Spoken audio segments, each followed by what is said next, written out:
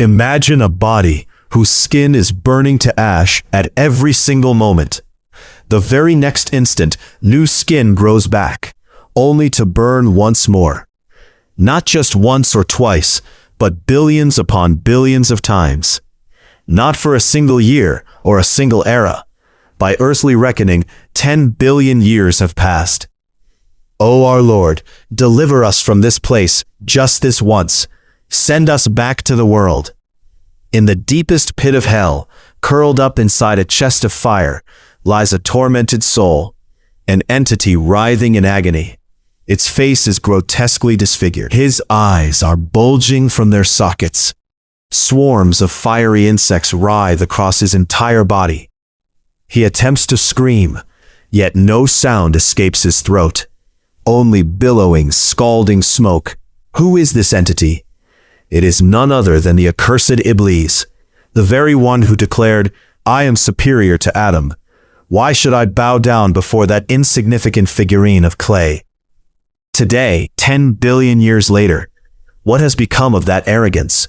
What is he enduring now, deep within the abyss of hell? In this world, time is a precious commodity to us. Yet in the hereafter, and particularly in hell, time itself becomes a curse. Allah the Almighty granted Iblis a lifespan extending until the day of resurrection. He spent that entire existence in sin and deceit. But once the day of judgment had passed and eternity began, his true torment and humiliation commenced. Today, drawing upon the pages of history and the narratives of the Hadith, we shall paint a scene so chilling that it will freeze the very blood in us. Why would Allah the Almighty liken him to a dog? And what, indeed, will be his final utterance? Among the various levels of hell, the most terrifying is Hawiyah, the bottomless abyss.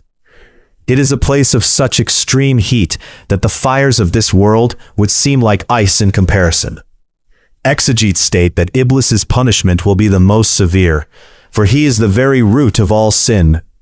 For 10 billion years, he has been enduring a specific form of torment. According to certain accounts, deep within the lowest depths of hell lies a massive chest, or coffin, forged entirely of fire. Iblis has been confined within this chest and locked inside. Do you know why? Because, during his time in the world, he took arrogant pride in his minions, his legion of devils. Today, he is utterly alone. For thousands upon thousands of years, he has beheld nothing but darkness. The sound of his own breathing echoes back to him, a reverberation that drives him ever closer to madness. This chest of his is heavier than he yearns to breathe. Yet there is no air, only the toxic smoke of fire. Inside that chest, he has been granted no room to move. He attempts to turn to the right, but the wall to his right is made of fire. He attempts to turn to the left, but the wall to his left is studded with thorns. Occasionally, he murmurs, "A little water, just a single drop." But instead of water, molten copper drips from the ceiling of the chest, seeping in through the crown of his head and flowing out through the soles of his feet. The heat of that molten copper causes his brain to boil and seethe, much like water boiling in a pot upon a stove. The sheer intensity of the agony makes him long to lose consciousness. Yet there is no respite, no opportunity for oblivion. For 10 billion years, this same punishment endures, without pause, without sleep. Even the other inhabitants of hell can at the very least see one another. But Iblis has been confined to a state of absolute solitude. This very isolation is suffixed. It is stated in Sahih Hadith that the person in hell who receives the lightest punishment will be made to wear merely 2 sandals fashioned from fire. Just 2 sandals. Yet the heat emanating from these sandals is no ordinary heat. The moment he puts them on, an unimaginable electric shock-like heat will surge from the soles of his feet, striking directly at his brain.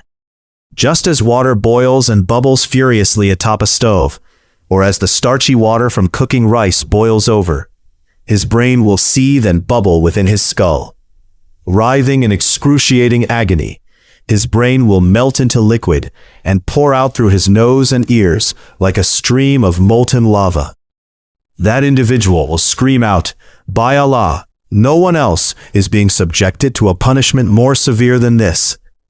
Yet he remains unaware that this constitutes level 1, the very lowest tier of hell. Now steel your heart and contemplate the fate of Iblis.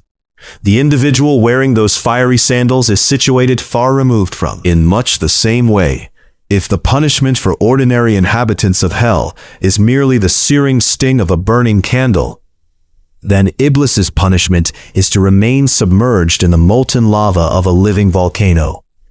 From the dawn of creation to its very end, every sin committed, every murder, every rape, and every act of shirk, polytheism, a share of the culpability for each hath accumulated upon Iblis's shoulders. Consequently, the color of his fire is not red, his fire is pitch black. Had the individual enduring the mildest punishment in hell experienced even a single drop of Iblis's torment, he would have been reduced to ashes in an instant. With every passing nanosecond, Iblis endures an intensity of burning that could not be replicated even if every nuclear bomb on Earth were to detonate simultaneously. Hark! If the inhabitants of this world were ever to hear his screams of agony, every human heart on Earth would cease beating forever, paralyzed by sheer terror and dread. Once, he was radiant to behold. Today, he is hideous, black and charred like coal. Such a foul stench emanates from his body that, had it ever reached the earthly realm, every living creature on earth would have perished from the smell alone. His eyelashes burned away long ago. Now, molten lava cascades from his eye sockets, melting the flesh right off his cheeks. He attempts to cover his face with his hands, but his hands have become rigid and numb, hardened like coal. Tormented by a hunger born of going without food for eons, his insides burn with an agonizing fire. He screams in the throes of this unbearable hunger. At that moment, the angels drag him beneath the zaqqum tree. Iblis is then forced to chew and swallow its thorny fruit. He, who in the earthly realm used to tempt humans with the allure of forbidden foods, alcohol, and usury. Today, the thorns of the zaqqum are lodged in his throat. They tear and lacerate the very flesh within his gullet. As the thorns descend into his stoe, he screams out, "Water! Give me water! My insides are tearing apart." At that moment, he is given hamim, boiling, scalding water.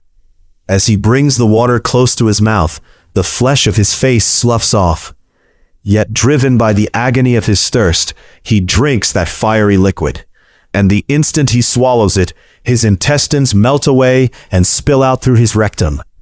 He stares at his own melted entrails, attempting to shove them back inside his abdomen, but he cannot. It is an unbearable spectacle. Just imagine, after his insides have melted away and spilled out, Allah restores him to his original healthy state once again. Why? So that the punishment may begin anew. The sight of his flesh and skin fusing back together is even more terrifying. Upon being restored, he finds not a single moment of relief. Rather, he recoils in redoubled terror, for he knows that the torment is about to resume immediately. In this manner, 10 billion years have passed.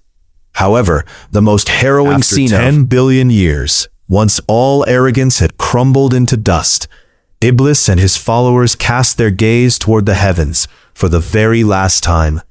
Iblis recalled that, countless eons ago, he too had worshipped this very Allah. He thought, perhaps the merciful Allah might cast a glance upon him just this once. With a broken heart and a voice twisted by torment, he cried out in anguish, "Rabbana akhrijna minha." Allah, hear my plea. I know I have sinned, but where is your mercy? Grant me deliverance. He pleaded, O our Lord, deliver us from this place just once, send us back to the world. We shall sin no more. We shall perform righteous deeds. If we should sin again, then truly we are the wrongdoers. All of hell fell silent. Everyone waited for a response. Iblis thought that perhaps his past acts of worship might finally serve him well this day. But no.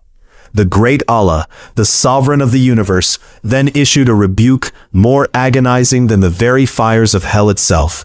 In a voice, La tukalimun. Do not speak to me. This single sentence shatters Iblis's very core. He realizes that the bond between him and Allah has been severed forever.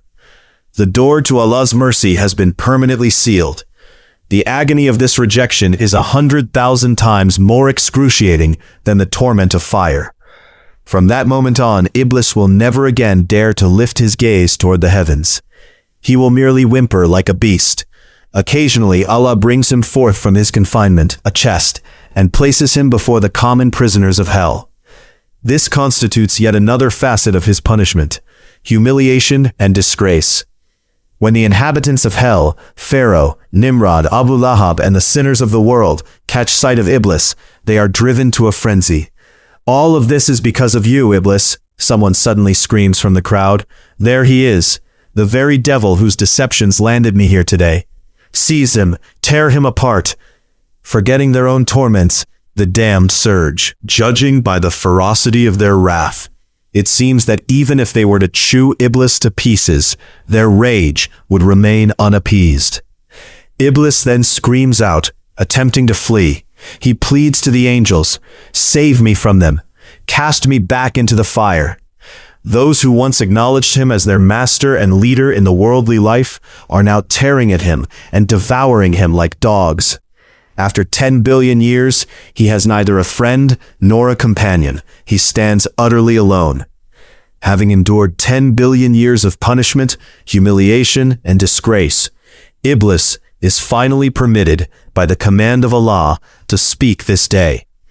He is about to deliver his final address to his followers. Trembling uncontrollably, he ascends the pulpit. Billions of the damned fall silent. Save for the roar of the flames, not a sound is to be heard. All wait in anticipation, perhaps hoping that Iblis might offer them some glimmer of good news.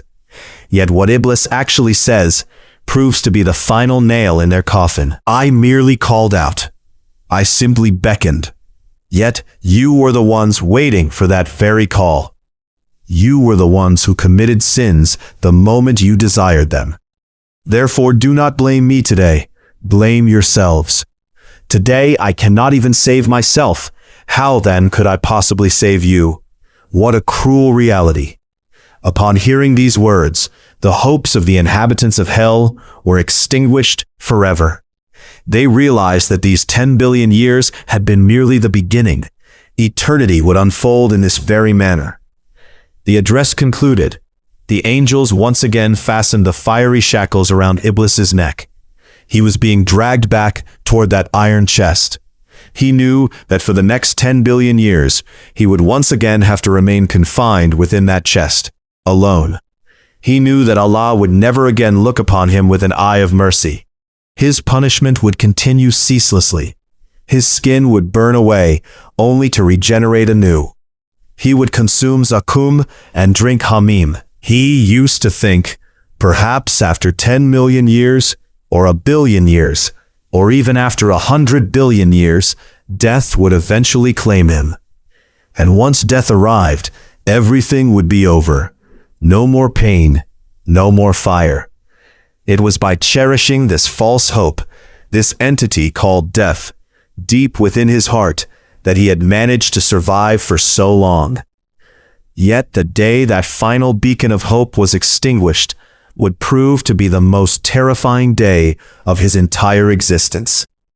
At the conclusion of the day of judgment, the angels would present a gray-colored ram upon the wall separating the inhabitants of paradise from the inhabitants of hell. Suddenly, all of hell would fall silent. Both groups, the dwellers of paradise and the dwellers of hell, would stare on, holding their breath in anticipation. The angels would then ask, in a voice like thunder, "Do you recognize this? This is Maut, this is death, the very thing we feared in the worldly life, and the very thing we now yearn for as the Harbi.